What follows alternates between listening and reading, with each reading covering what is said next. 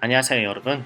바쁜 현대인들을 위해 대략 5분이라는 짧은 시간으로 하루의 뉴스를 간추려서 알려주는 5분 순삭 호주 뉴스TV의 이PD입니다.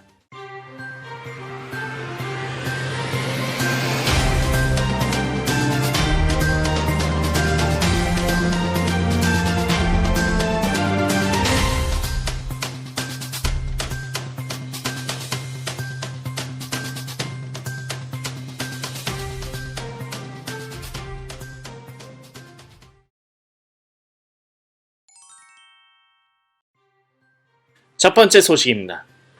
글래디스 벨레지클리안 뉴사우스웨일즈 주총리가 부패 의혹으로 조사를 받고 있는 데리 맥과이어 전 주의원과의 사적인 관계와 관련해서 야당의 사퇴 요구를 거부하였습니다. 글래디스 벨레지클리안 뉴사우스웨일즈 주총리는 뉴사우스웨일즈 와가와가 지역구 공직을 이용해 부동산 개발 및 이민 스폰서 관련 비즈니스에서 사적인 이득을 취했는지 여부에 대해서 독립부패방지위원회의 조사를 받고 있는 맥과이어 전 주의원과의 사적인 내연 관계를 지난 12일 ICAC의 증인으로 출두해 위 사실을 시인해 충격을 주었습니다. Ms. Berejiklian, have you ever been in a close personal relationship with Mr. Maguire? Yeah, I would like to say at the outset that Mr. Maguire was a colleague of 15 years. He was someone that I trusted. He was a trusted colleague. Ms. Berejiklian, you should answer the question. I am answering the question, You should answer it directly. Certainly, and I'll give you an Capable of a opportunity. yes or no answer. yeah, sure, and that developed into a close personal relationship. ICAC 증언 후 기자회견에서 베레지클리안 주총리는 오늘은 내 생애에서 가장 어려운 날 중 하루다. 내가 실수했다.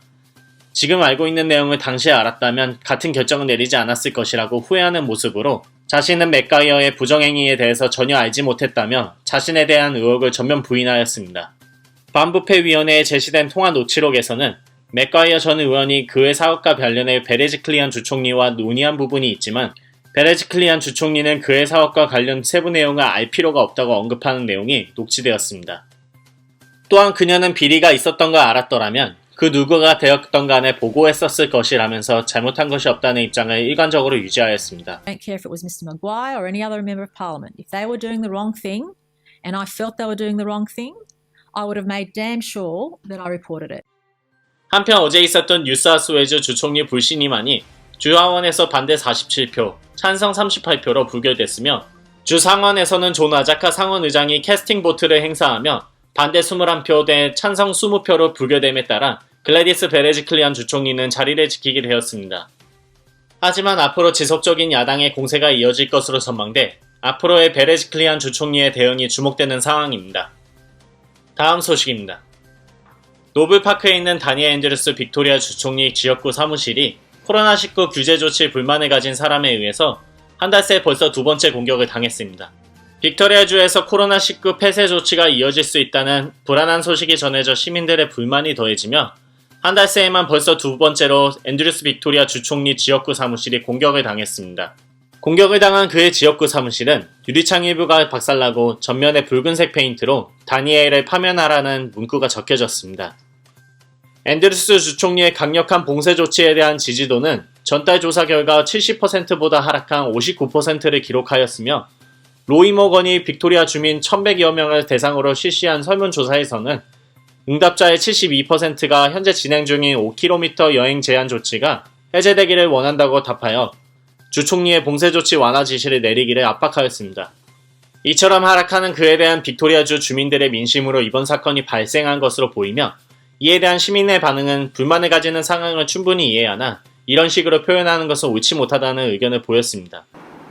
Well, I understand the frustration, but I mean, destroying stuff isn't the answer, I don't think.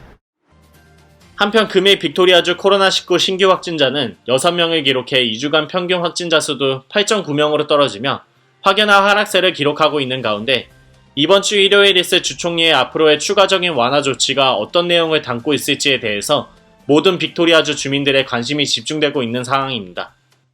다음 소식입니다. 사우스 오스트레일리아 주의회가 낙태를 범죄가 아닌 건강 문제로만 취급하는 낙태법 개혁안을 주의회에 상정하였습니다. 빅키 체프만 사우스 오스트레일리아 법무장관은 새롭고 고도로 규제된 의료 모델이 포함된 법안이 임시 중절을 다루게 될 것이라고 밝히며 더불어 그녀는 다른 의료 문제들과 마찬가지로 낙태가 의료 절차에 따라 다뤄져야 한다는 인식에 따른 것이라고 덧붙였습니다. 새롭게 제안되는 법안에 따르면 임신 22주 6일까지는 의사 한 명의 결정으로 낙태가 허용되며 이 기간이 지난 후 낙태를 하려면 의사 한 명은 다른 의사 한 명과 상의를 해야 합니다. 그 의사 2명 모두 의학적으로 적절한 절차라는 견해가 있을 경우 낙태가 허용되는 법안입니다. 이런 가운데 호주 의료협회는 사우스 오스트레일리아 주정부의 입법 변경 시도에 대해 여성 건강에 대한 문제이고 너무나도 오랫동안 상처받고 아파하고 정신적 외상이 초래되는 결정을 한 여성들을 봐왔었다라며 이번 발표를 환영한다고 입장을 밝혔습니다. 오늘 준비한 소식은 여기까지입니다. 시청해주셔서 감사합니다. 안녕.